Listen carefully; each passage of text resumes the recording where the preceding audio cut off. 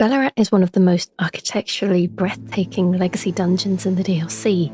Its spiralling pillars, intricate statues, and towering structures, coupled with the hauntingly beautiful OST that makes you feel like you've stumbled into somewhere truly sacred, albeit forlorn. Approaching the settlement, you ascend a grand staircase to a massive, ancient door adorned with engravings, perhaps a diorama of the Hornsent's history. Pushing it open, you step into the abandoned lower levels of this vast city, overrun by insects, scorpions, spiders, and fly-like creatures that have made this their home. When you surface, you encounter statues of lions, foreshadowing the boss fight that awaits you at the end of the area. Throughout Ballarat, you may notice a recurring motif of spirals. It's in the columns, in the trees, and the horns. This brings up an interesting connection between this new group called the Hornsent and a previous group you know very well from the main game, the Omens, a group persecuted for their connection to the Crucible. And in the lands between, Omens are treated with the utmost cruelty. Infants born have their horns excised, and those who survive this brutal process are enslaved and enlisted into servitude of the Golden Order, their very oppressors, not to mention the extremist individuals who make it their livelihood to hunt down the Omen and make their existence more of a living nightmare than it already is. Before the release of the DLC, we speculated that the term Omen might be a derogatory label for those people born with horn features, a stigma imposed under Marika's reign. We theorized that Marika's disdain for the horned beings might partly be due to her shame over her own two Omen children, which made her brand anyone with these traits as cursed. This prejudice spread throughout the lands between, leading to the persecution of all horned beings. But now with the DLC, it will help us connect some of these dots. It is implied that the Hornsent and the Omens are in fact the same beings. The distinction between the two is one of perception. Context determines whether these beings are seen as divine or cursed. Horns are a sublime artifact to Hornsent, and their presence confirms the belief that they are a chosen people. Only the repeated sprouting of fresh horns can create a tangled horn, which is viewed as an irrefutable symbol of primacy. For the Hornsent, horns represent their spiritual status and connection to the Crucible. The more complex and tangled the horns are, the more revered the individual is. Horns, along with other attributes such as scales, wings, or feathers, are seen as evolutionary gifts that signify their chosen status. Hornsent view the Crucible as sacred for the refinement wrought through its evolutionary gifts, most prominently their tangled horns. This perspective on horns contrasts what we found in the lands between, where horns symbolize impurity and regression. The Hornsent, on the other hand, celebrate their horns as symbols of divinity and advancement. This shows how different cultural and political perspectives influence the interpretation of these same physical traits. For further proof that the Hornsent and Omens are the same, consider the connection between the Omen Bairn from the base game and the Horned Bairn from the DLC. The Omen Bairn, a small fetish of an Omen child with excised horns, represents the painful existence of the Omens in the lands between. The Horned Bairn from the DLC features a horned child with tangled horns, memorializing those who died due to their oversized horns. These two items, both depicting horned children and discussing their early demise, highlight the shared suffering of these beings across different cultures and areas. The Hornsent and Omens are likely the same people, seen through different lenses depending on the society they are born into. So the Hornsent represent a pre-Erdtree civilization that see their horns and connection to the Crucible as marks of divinity and spiritual ascension. However, as the world changed under the rule of Marika and the Golden Order, their sacred symbols became cursed in the eyes of the new regime. The Hornsent were rebranded as Omens, their legacy twisted into something monstrous, leading to their oppression and erasure in the lands between. So before we get into why, let's return to Ballarat, specifically the significance of spirals. they are everywhere in Ballarat. So what do they mean? The spiral depicts a connection to the Crucible, the primordial life force before the Erdtree. One key piece of lore that sheds light on the importance of this symbol is in the new DLC incantation, Spira, superior sorcery of the Tower Priests, wielded as an incantation of the spiral. Wrap one's arms together and hold them up to the heavens to summon a spiral of light that erupts at the enemy's feet. The spiral is a normalized crucible current that one day will form a column that stretches to the gods. The spiral represents the Hornsent's depiction of the crucible, embodying the raw primordial energy from which all beings are created or were created. For the Hornsent, spirals symbolize their connection to this life energy, and they believe that these spirals can form a column that reaches the gods, akin to the biblical Tower of Babel. Come, let us build ourselves a city with a tower that reaches to the heavens, so that we may make a name for ourselves. Otherwise, we will be scattered over the face of the whole earth. At the heart of Ballarat is a towering structure, previously hidden in shadow, now becoming the place for the final showdown. It was there all along. This towering structure gives rise to the settlement's name, the Tower Settlement. It's not just a physical building, but a spiritual symbol of the Hornsent's ascetic practices. Many who reside near the tower are ascetics, dedicated to strict self-discipline and spiritual purity. Their goal is to ascend from mortals to tutelary deities, protectors of their land and people, through their commitment to abstinence and hardship. Their attire embodies their commitment to an austere existence of strict self-control. In order to ascend from their mortal flesh into tutelary deities of the land, they heighten their spirituality through severe ascetic training. This reminds me of the character of Goldmask from the main game, who sacrificed finery, instead dedicating himself to understanding and critiquing the world order. The Hornsent ascetics believe that through spirituality and painful rituals, they can transcend their mortal form and ascend to a divine status as a tutelary deity, which means a guardian figure who usually protects specific places, like a patron saint or guardian angels in other mythologies. So what is a tutelary deity in this game? So early in the DLC, you may encounter these statue-like figures that are missing their heads. These statues hold revered spirit ash in their hands, an item for upgrading spirit summons and torrent. Upon entering Ballarat, one of the first things you see is a complete version of the statue with its head intact, revealing the wise, aged face of a heavily horned being. Piecing this sight together with the description of this ash is a massive, satisfying lore revelation. The withered corpses were called tutelary deities, and revered spirit ash was said to quietly accumulate in the palms of their hands.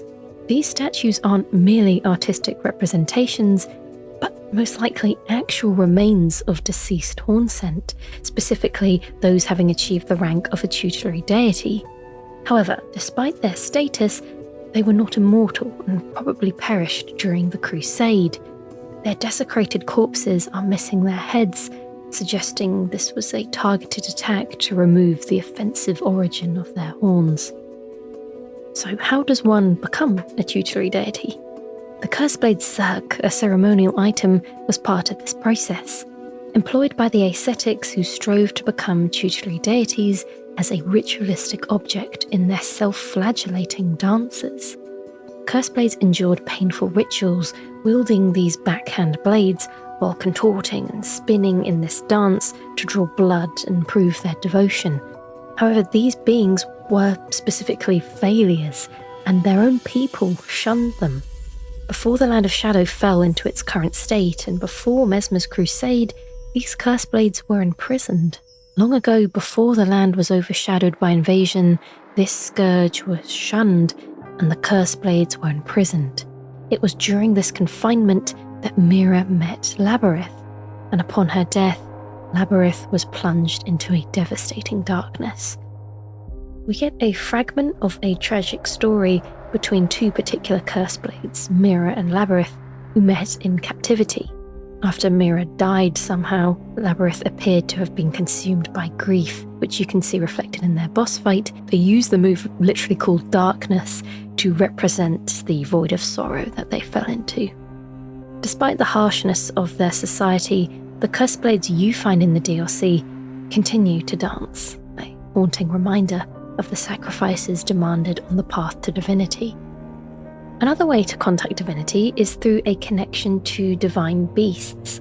These divine creatures are revered and seen as conduits to the heavens, holding the power of the crucible and serving as guardians of the land. The divine birds and the dancing lion are two notable examples that highlight the Hornsent's connection to celestial beings. So let's start first with the divine birds. Known for their golden hue and aloof nature, they are reluctant to bond with humans. The golden-hued divine birds are known to be cruel, never taking human companionship. Those who invoke their divinity were few and far between. Invoking divinity seems to involve calling upon a divine beast to lend you its power. This concept ties back to the aspect of the Crucible spells from the base game, where specific features of the Crucible are summoned to aid you. This idea is expanded in the DLC with even more Crucible-themed spells that allow the Hornsent to harness the divine energy of creatures like the divine birds. One of the most prominent examples of successfully invoking divinity is the story of divine bird warrior Ornis, from whom the horned warriors claimed ascent, was clad in golden armor and granted wings and feathers by divine invocation. Ornis succeeded in taming the divine bird and made its wings his own as he soared through the sky. When he finally fell to earth, he lived on as the guardian deity of the temple quarter. Ornis's story is a rare instance where a Hornsent warrior successfully tamed a divine bird, granting him extraordinary powers, including using wings and feathers as weapons. His legacy as a guardian deity could possibly be a way of saying that he became a tutelary deity through connection with divine beasts. However, the phrase, "when Ornis finally fell to earth," suggests that something happened that led to his eventual death. After all, his spirit does live on through a spirit ash, suggesting that even in death, he continued to serve as a protector, much like a guardian angel. While the divine birds represent one aspect of divinity in Hornsent culture, the dancing lion embodies another.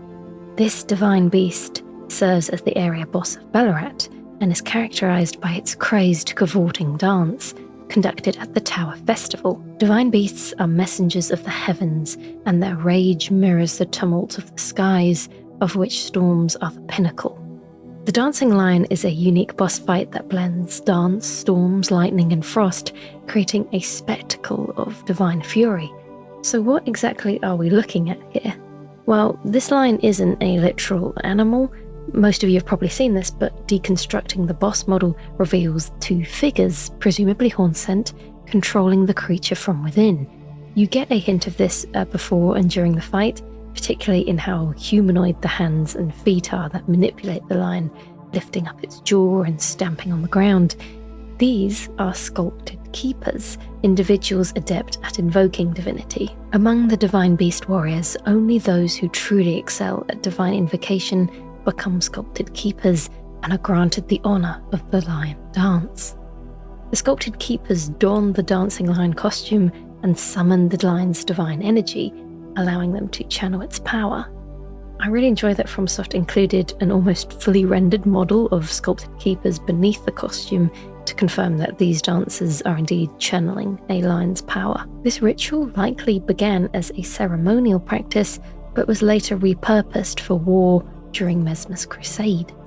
When the Impaler's army assailed the tower, the ritual of the lion dance was turned toward martial ends, its divinity, its fury, its light-footed beauty. The transformation of a sacred ritual into a weapon of war reminds me of a tragic fate of another, the perfumers, whose delicate art was repurposed for violence. The sculpted keepers only mimic the power of the holy beast, which suggests that original divine lions were roaming around the land of shadow at one point, kind of like the golden hippopotamus. These divine beasts were real entities, not just manifestations. However, these divine beasts suffered greatly during Messmer's crusade. Most of these creatures were brutally slaughtered. The majority of divine beasts were gored and hung upon Messmer's spears, then burned in his flame. Those who witnessed the deed likened it to a funeral pyre for the tower itself. This devastated the population of divine creatures, leaving only a few survivors, like the dancing lion you encounter in Bellaret and at the ruins. The sculpted keeper's ritual dance is probably one of the last remnants of these creatures, preserving the lion's power and essence in performance. Once again, like the curse blades, only the dance lived on. Dance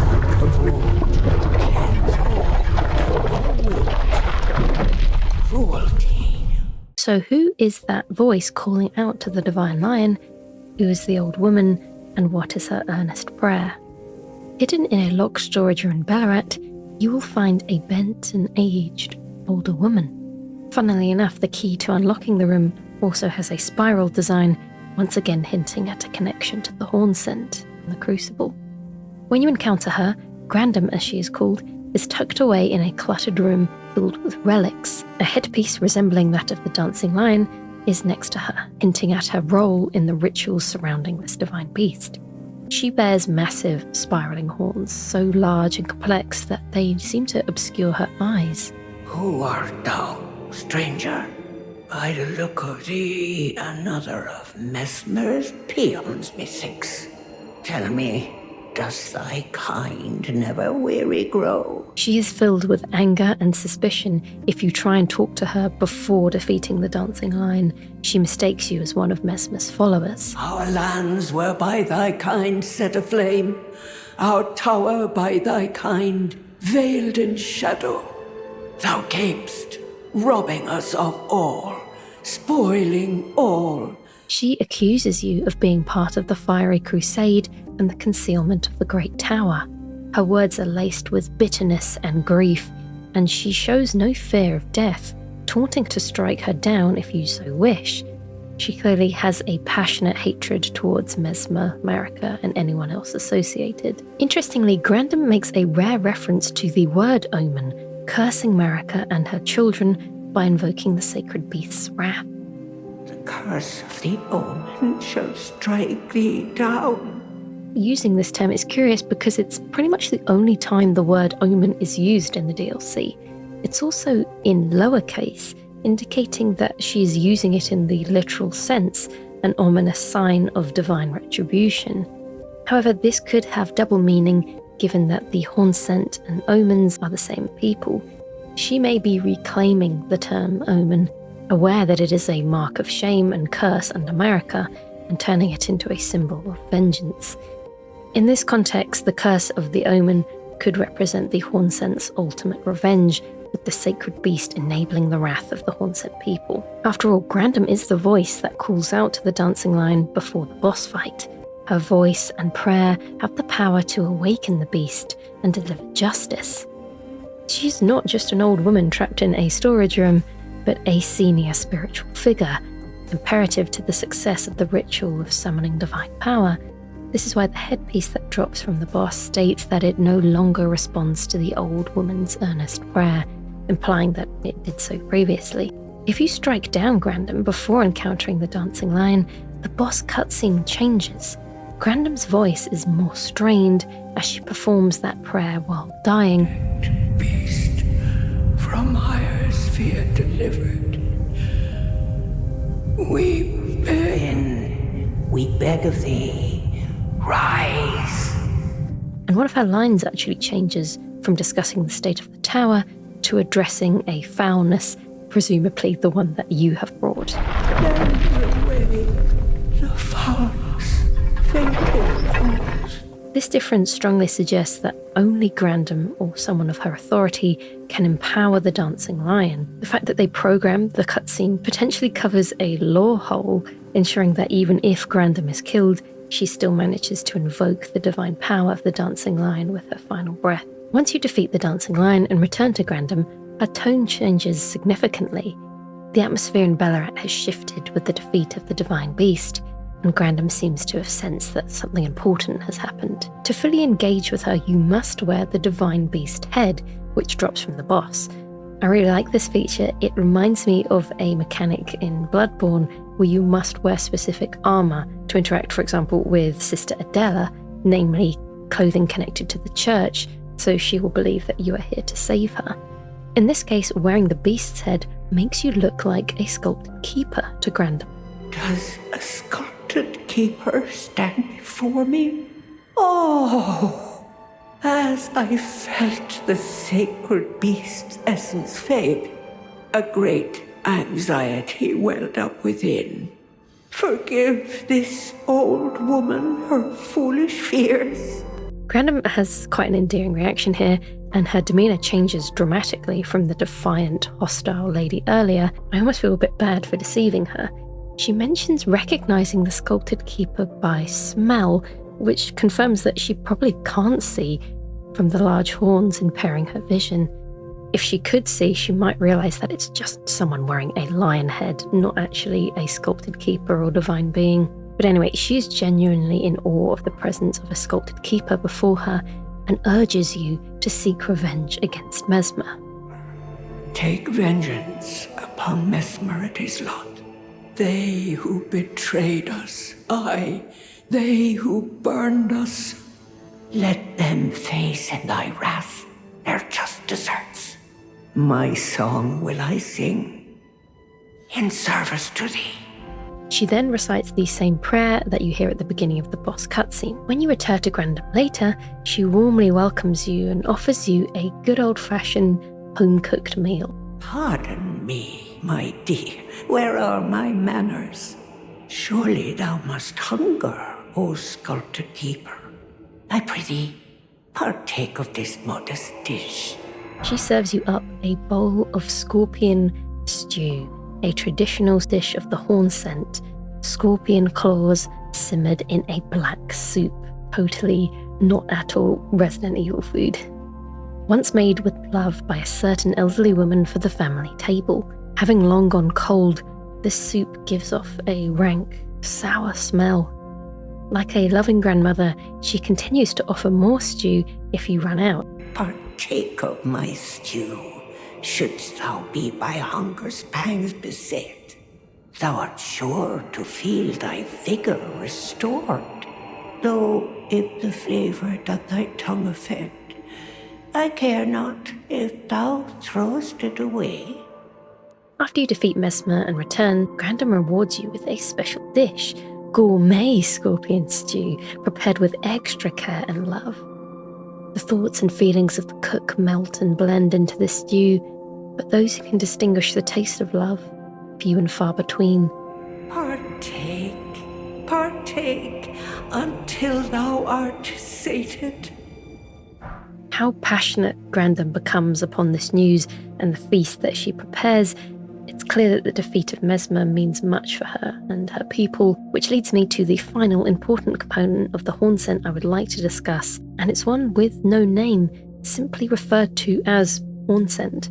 Hornsent is one of the 7 main followers of Miquella, and his first words reveal a deep-seated mistrust, similar to what you experienced when you first met Grandam.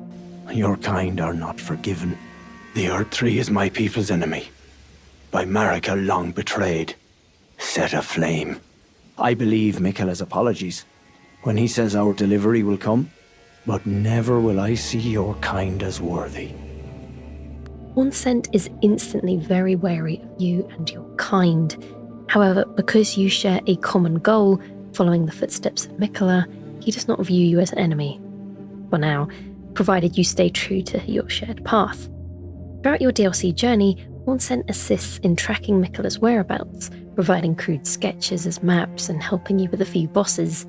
His faith in Miquella's plan is deeply intertwined with his desire for revenge against Marika and the Erdtree, which he views as a symbol of betrayal and suppression. So why this hatred for the Erdtree specifically? The answer lies in the existence of the Scadutree. Scadutree blessing. Scadutree. The Scadutree stands crooked over the Shadow Realm's skyline, its gnarled branches twisting in unnatural patterns, bristling with thorn-like protrusions. The bark is blackened and scarred, exposing its molten interior of golden glowing sap. Shafts of light pierce through the gaps in the branches. The air around it is thick with a sense of foreboding.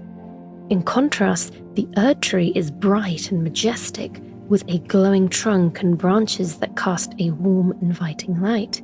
It stands tall, straight, proud, and orderly, symbolizing power, vitality, and a divinity of its own. Its light comforts those who pray to it, making it a beacon of hope for some. The Shadow Tree and the Erd Tree are opposites in both appearance and symbolism. One embodies darkness and chaos, while the other represents light and order. The Shadow Tree's existence is tied to introducing order, or rather a subjective view of it. When Marika ascended to godhood, she split what was once a unified world into two distinct realms, the Lands Between and the Land of Shadow. This division led to the birth of the Erd Tree, and quite literally its shadow, Shadow Tree. Funnily enough, as George R.R. Martin wrote in A Clash of Kings, the brightest flame casts the darkest shadow. The Erd Tree's great light only emphasizes the dark side it seeks to suppress, the Shadow Tree, its realm, and its inhabitants. The Land of Shadow is a direct consequence of Marika's actions and the subsequent efforts to suppress its history. This is why the Hornsent views the Erd Tree as their enemy. It symbolizes Marika's control in the moment that she abandoned their world, ordering it and its inhabitants to be cleansed by fire. Thorns now grow from the Shadow Tree, embodying the resentment and desire for retribution. Denounce their ways, do them harm, for they have abandoned us. Spurn all that exists, wound all that exists, for we have been abandoned. This is the mentality of the Hornsent, and why the Shadow Tree looks the way it does, hurt, damaged, and covered in defensive thorns. This description perfectly encapsulates Hornsent, a character whose existence is consumed by one singular, overwhelming desire: revenge. Hornsent's attire, marked by a braided cord, symbolizes his relentless pursuit. The cord ties together the vow of the revenger and the victim's grudges. The spiraling material of the rope is similar to the depiction of the crucible, the entity that chose them, binding them with an unbreakable vow that drives them towards those who wronged them. The root of Hornsent's hatred was cemented in the tragedy that scarred him and his people forever, the Crusade. Leda, Miquella's most loyal and faithful follower, sheds light on these horrific events. Wondering about the Hornsent, are you? True enough. In any other circumstance, he'd be at our throats. Long ago, Queen Marika commanded Sir Messmer to purge the Tower folk, a cleansing by fire. It's no wonder the Hornsent holds the Erd Tree in contempt. Throughout the DLC, you encounter remnants of this brutal history, such as the Serpent Flail, described as a flail with coiled snakes for bludgeoning heads. Fire roars within the snakes' bodies, inflicting horrible burns. Some of Messmer's army used these flails to burn Hornsent, to brand them with agony and fear. The Crusade was a deeply scarring event, both emotionally and physically, leaving the Hornsent with a deep-seated hatred. After the Purge, Hornsent's life became consumed with vengeance.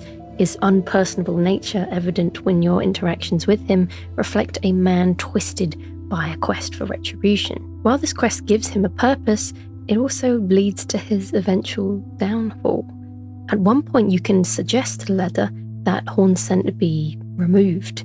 She seeks your opinion to identify potential threats within your group, and if you mention Hornsent, she will agree with your assessment, acknowledging his single-mindedness and volatility. If he were to point his blade at Sir Messmer or Queen Marika, perhaps it would not matter, but vengeance changes a man.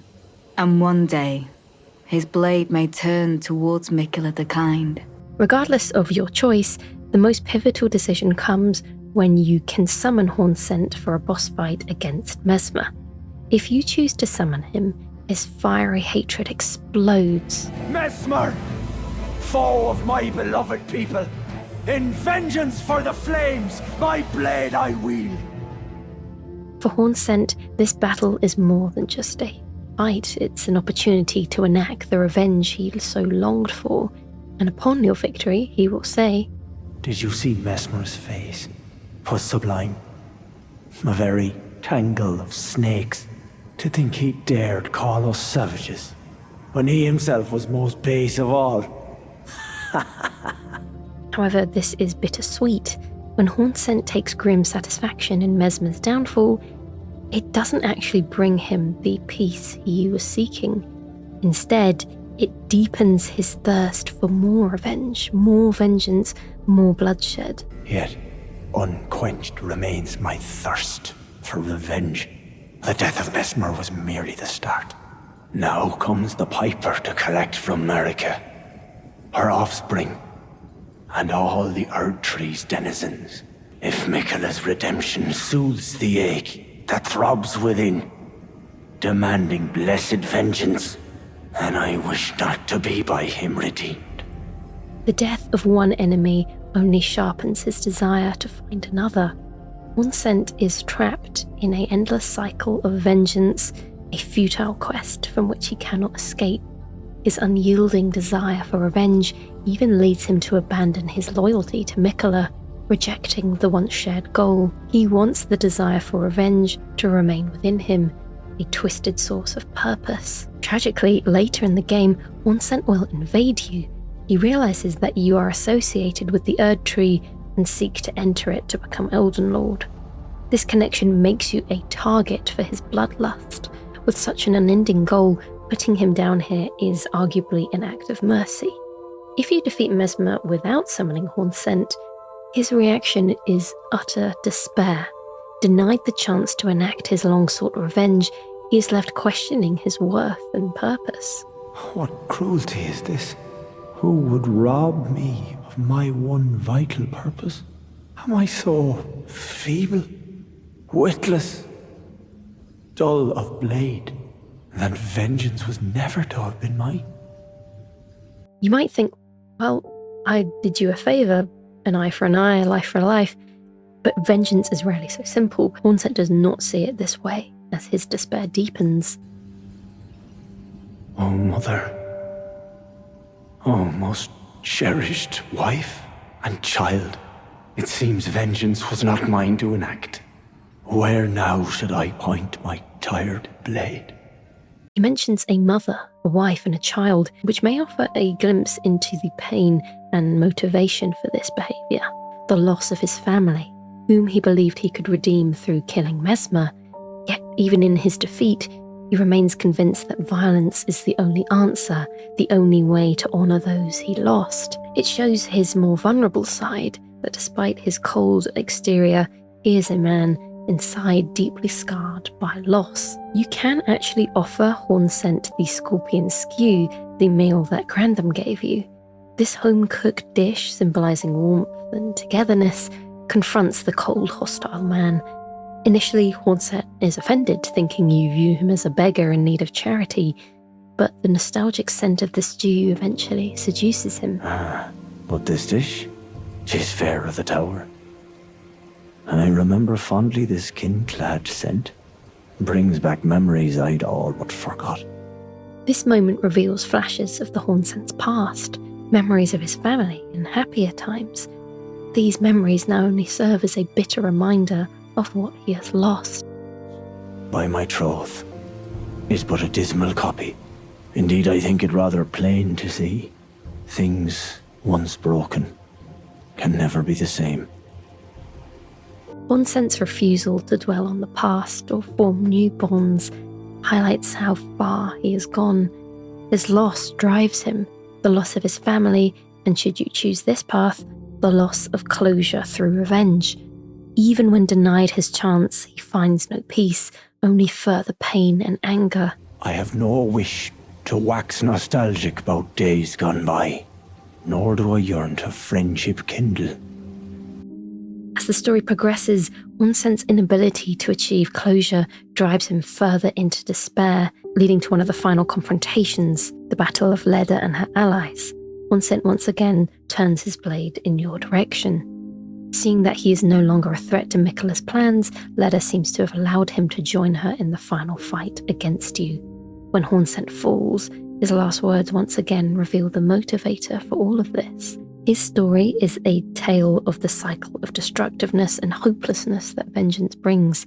His quest consumes him, leaving him broken and lost, unable to find peace even in victory or defeat. The phrase, hurt people, rings true in this case, as his pain and suffering lead him down a path that ultimately destroys him. Hurt people is something we will hear again from the other side of these events. Man is by nature a creature of conquest. They were never saints. They just happened to be on the losing side of a war. So that's where I'm actually going to leave it for today. Some of you may be thinking, Chalice, why did you not touch on why America did what she did? What was the reason behind it? And that's because I want to do a whole other video on the other side of why these events took place. That deserves its own video, in my opinion. You can think of it like a part 2 to this. I think it's important to talk about the Hornsent in their own video to get obviously one side and then talk about it on the other side. So that is what I'll be working on next. I might cosplay America yet again for that. I hope you enjoyed my casual Hornsent cosplay for this video. These are actually horns I repurposed. I originally made them for the butcher when I did some Diablo videos. But anyway, thank you so much for watching, everybody, and a special thank you to my patrons and channel members.